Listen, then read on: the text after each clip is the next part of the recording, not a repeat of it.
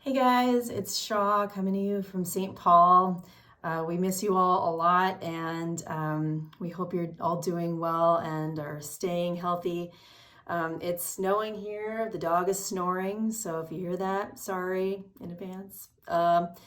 So I'm going to show you a little thing today that I learned from a composer in town who is one of my good friends. Her name is Abby Betinis. She writes beautiful, beautiful music, especially choral music. And a few years ago, I recorded a piece for her called Be Like the Bird, which is a round.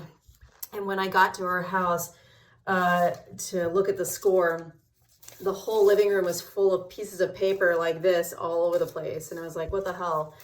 And she said, oh, I've got this really cool, fun way to work out my rounds. And I've always thought it would be cool to share this with other composers.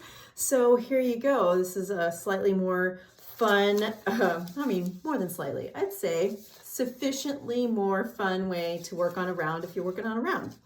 So what do you need? First thing you need is some long paper. I've got this long mutilated piece of art paper that I used, or if you happen to have landscape orchestral score sheets, that also works.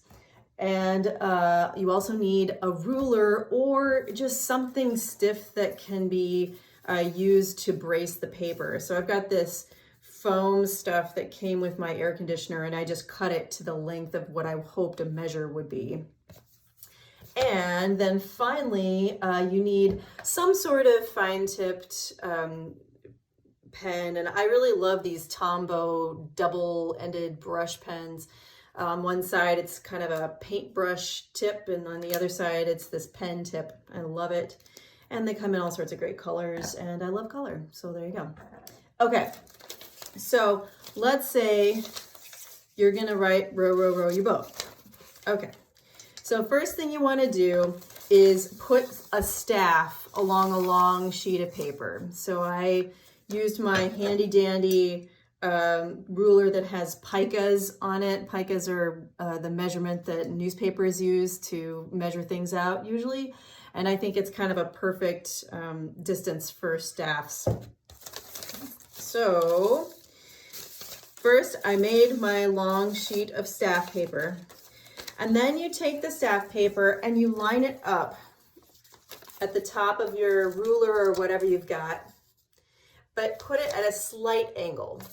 So like just an angle long enough that when you start to wrap, it's not going to go straight around itself, but actually go underneath itself. So first thing, I got this lined up the way I want it. And now I've got this wrapped around. So I wanted to write a 4-part round. So to do a 4-part round, you need to be able to wrap it around 4 times. If you want to do 3-part round, 3 times, etc. You could also tape 2 of these long sheets together, and you could do more parts if you wanted to.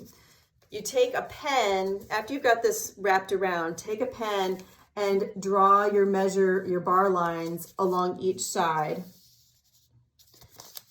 And then you write out your round.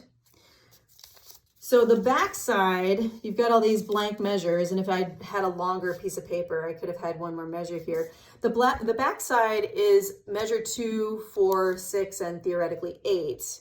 And if that means that if you're writing a round that the theme has 2 measures, for example, Be Like the Bird, then you would be able to see measures 2, 4, 6, and 8 together, and 1, 3, 5, and 7 together, the way they would sound when people were singing as they were coming in every 2 measures. Okay, so by having those vertically, now you can analyze whether or not the intervals all work together in a verticality the way you would hear it. And then you also have it so that you can see it in one long line. So, obviously we have the empty measures because our row, row, row your boat is only 1 measure long for the initial idea. So that's kind of a cool, fun way for you to work out rounds. I challenge you to write a round so that Quince can read it at our next residency. what?